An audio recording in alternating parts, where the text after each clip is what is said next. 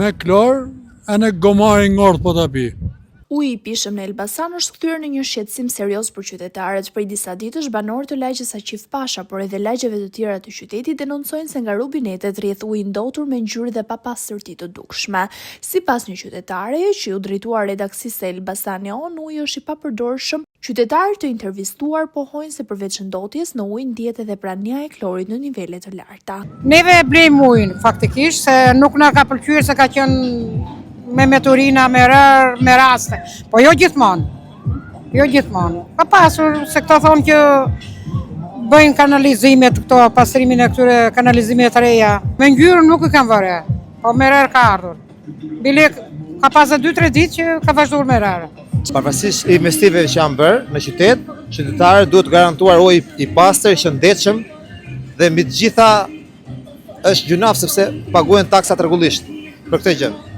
Përderisa hudhen klori me thas, do të thotë që analizat dalin keq. S'ka ujë, hyn ujti i zi, mëna, fekalet. Kur ka ujë, vjen me presion nga ne dhe e pim ne. Nga rubineti, jam pensionist. E di që është edhe atë pi.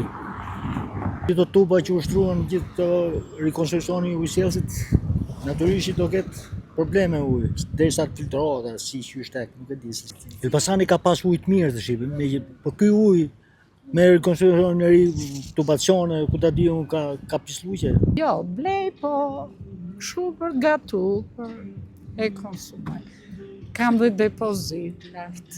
Nga ana tjetër, disa banorë të tjerë shprehen se nuk kanë hasur shqetësime dhe vijojnë ta përdorin ujin e rrjetit edhe për të pirë.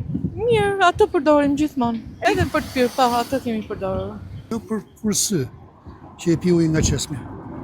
Po këta që janë sot, këta fëmijë e duan patjetër ta blejnë. Se kujtojnë se diku ka më tepër klor, diku ka më pak klor. Unë nuk e kuptoj. Ai klori më duhet është dezinfektant.